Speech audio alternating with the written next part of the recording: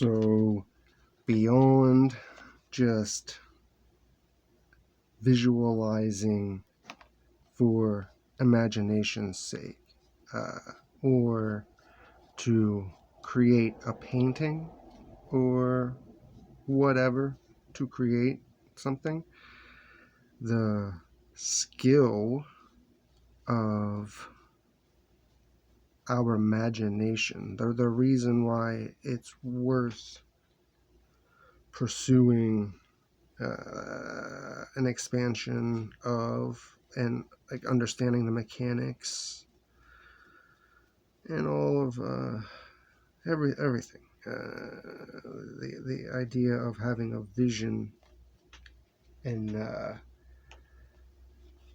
that vision seems to exploit our whatever capacity you have to imagine. It either sticks to that, or you have a very strange experience that completely blows everything out of the water. But that experience then gives you the ability to imagine more.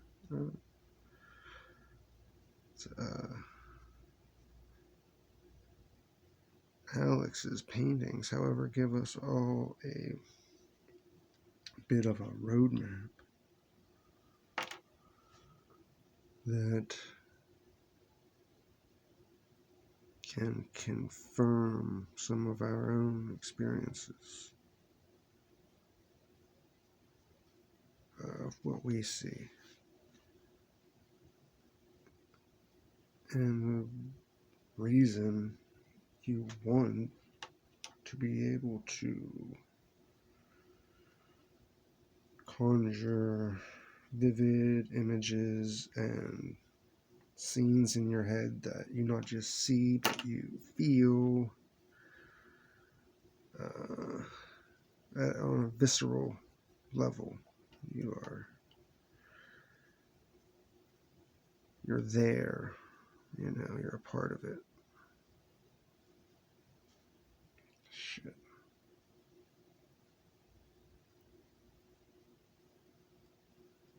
But this gives us the ability to do,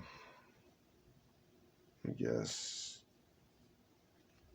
magic, for lack of a better term. Well,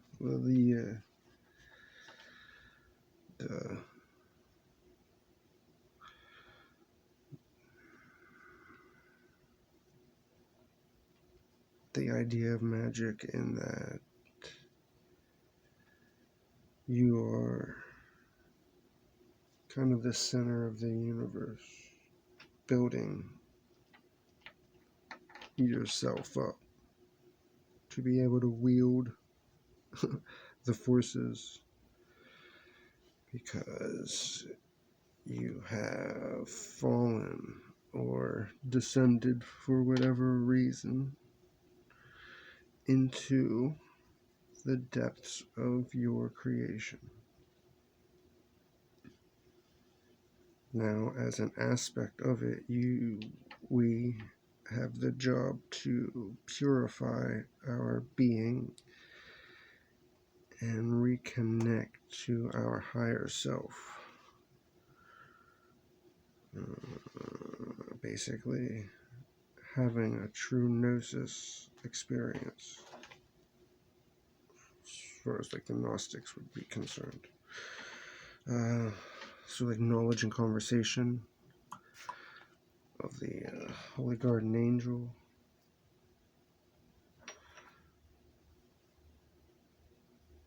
Is like you getting, well, it's you getting right to here. Kind of like halfway. After that, you have the rest of the universe to connect with. So, all elements, planets, elemental forces, planetary forces,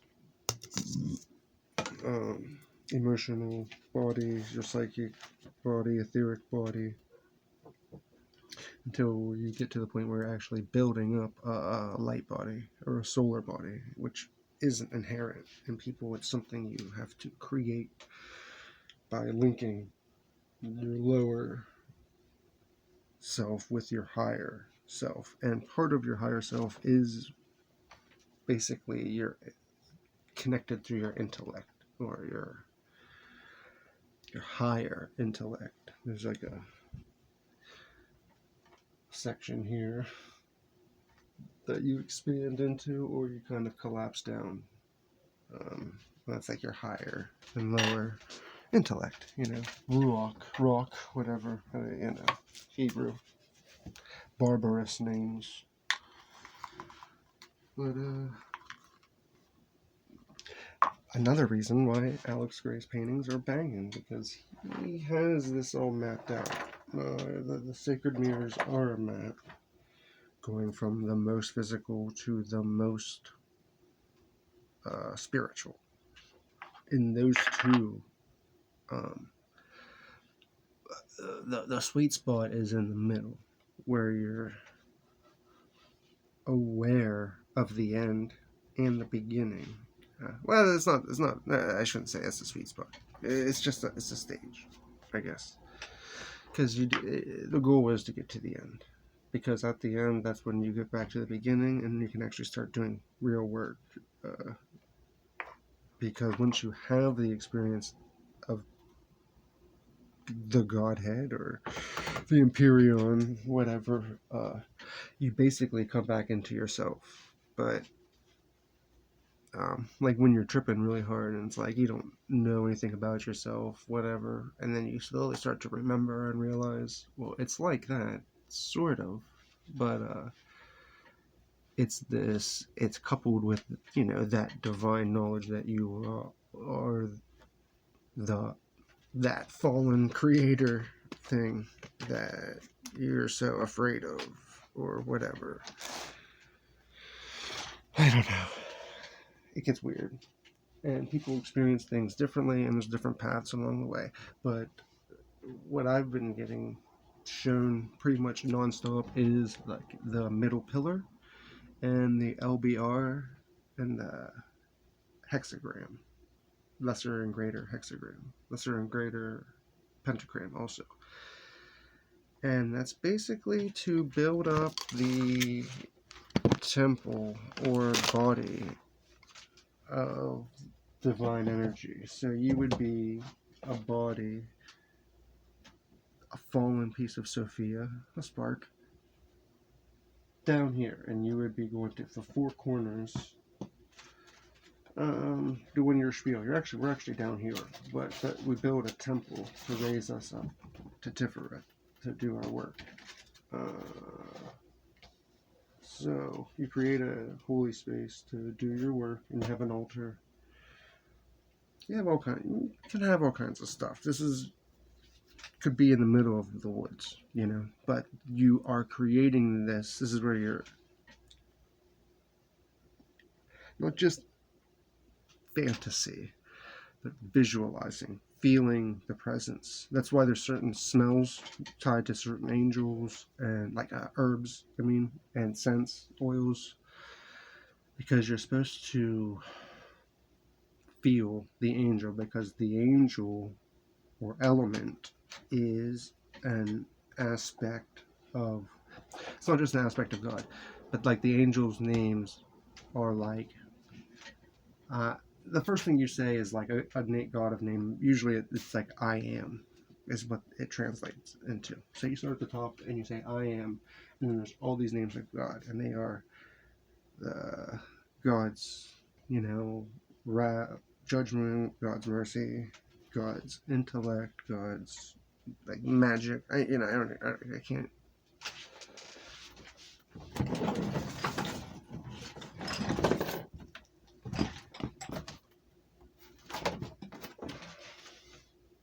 Passion and God's majesty and splendor. Anyway, you get what I'm saying. You get what I'm saying. These are aspects. So you are imagining, just imagining, You're visualizing things that you are putting energy into. So this whole time you're breathing, and soul is in the blood. So what you're doing is you're getting your body energized up, and then that energy, the prana or whatever, you push into objects or shapes, or the angel itself. So you're creating the thing. It's not like a thing exists, you're creating it. And hence the techniques you use to visualize and keep yourself there, like to feel it. So this is why you get in what's it called, high magic, you get all the tools like wands, like the church. The church is the biggest ceremonial magic there really is, other than some orders that use churches. But like the church is built for the ceremony. That's the whole purpose of it. So like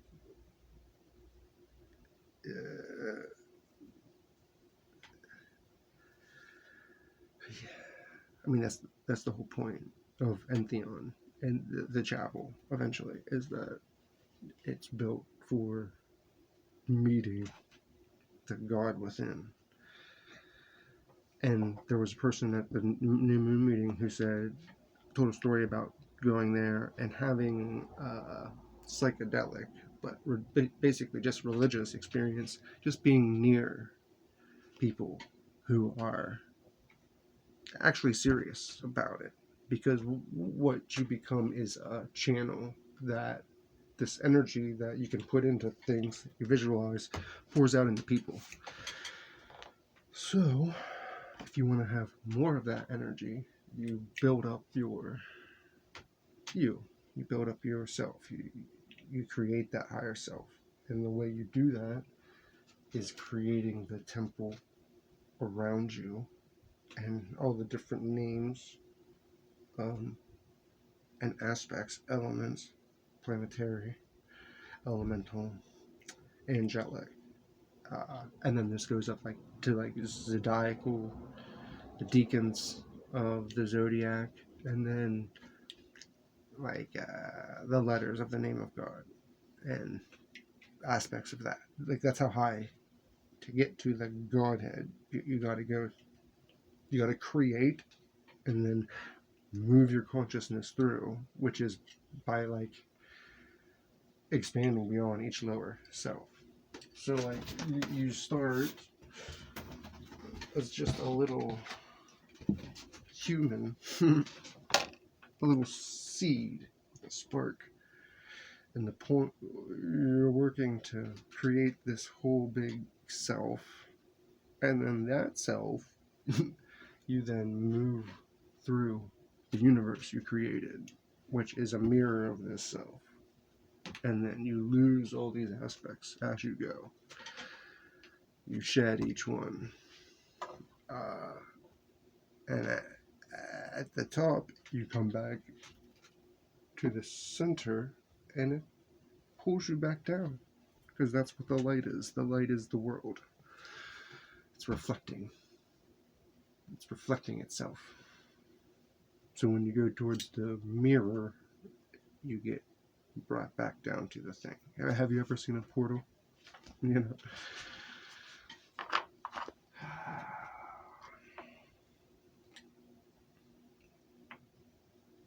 Whether that's a trap, that's up for you to decide. It seems like it's a trap we put ourselves in, though, or made a bet we can get out of. To who? To whom we made such a bet? Well, shit. Oh, the other thing to remember is you are physical.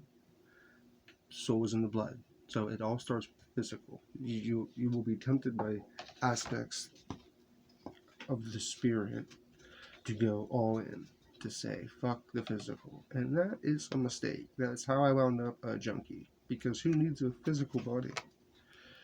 You know? Well, you do, especially if you want to make anything change, any change in yourself. You need a physical body. Otherwise, you end up, just running towards the light anyway and having to start all over.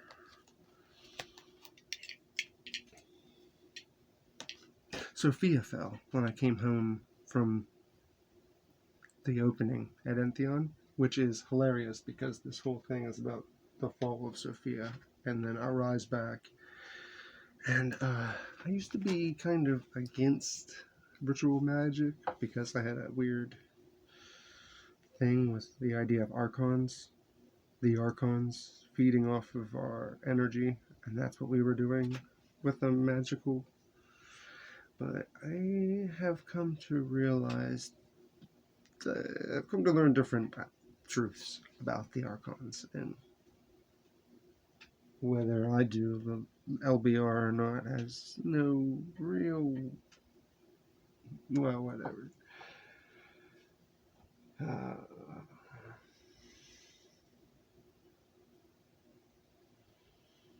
But basically what I'm saying is you can meditate and breathe prana and build your light body up slowly over lifetimes. You can sit, constantly breathe in, do the work, the Eightfold Path, follow the Eightfold Path, keep your karma going well.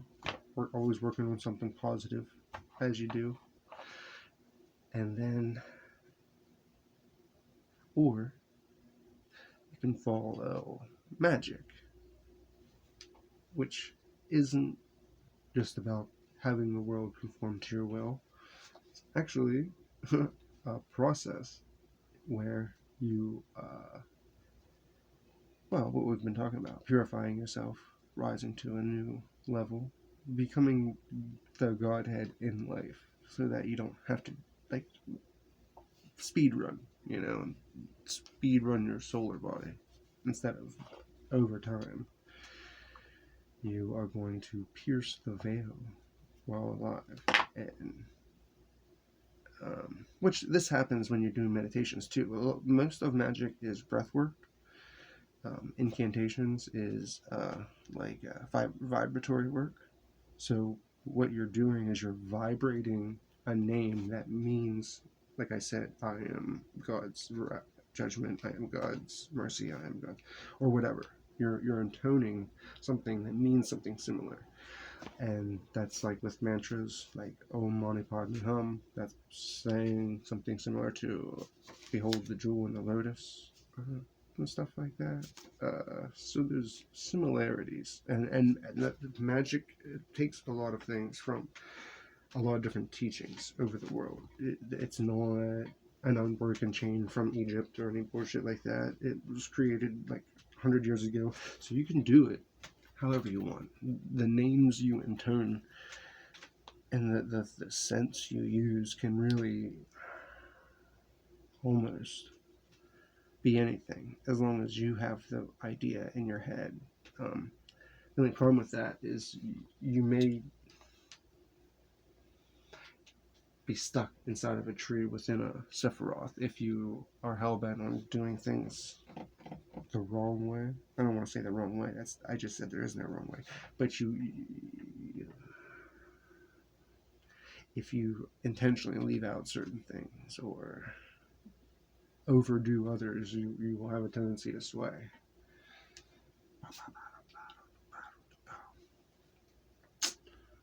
What was I saying? Memory be fucked.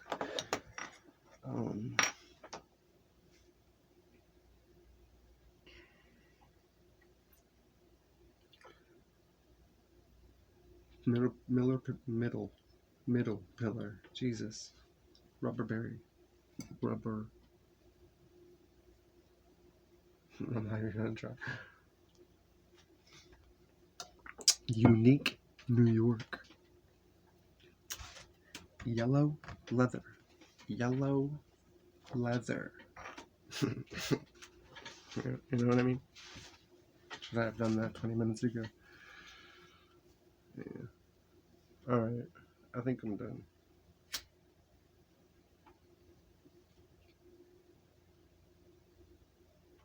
all the opening of Entheon was banging. Everybody looked familiar, but the one person I yelled, "What's up, slut?" ended up being not who I thought they were. So I kind of shut my mouth at that point. And it turns out I did recognize people. There were people there I knew.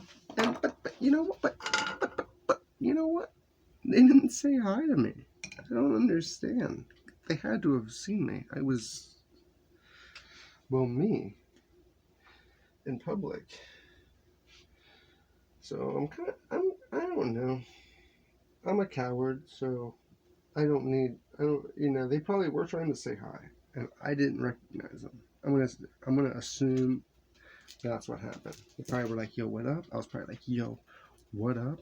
And I kept walking or something. I don't know. It's so weird. But there was a couple of you there that, you're not probably watching this video, but when you do, a couple of you there that I totally recognized and I did not talk to because I am a coward. Totally. For sure. I mean, there's no other excuse for it. So, I'm sorry about that. I'm a big, big coward. And I'm working on that. I also know I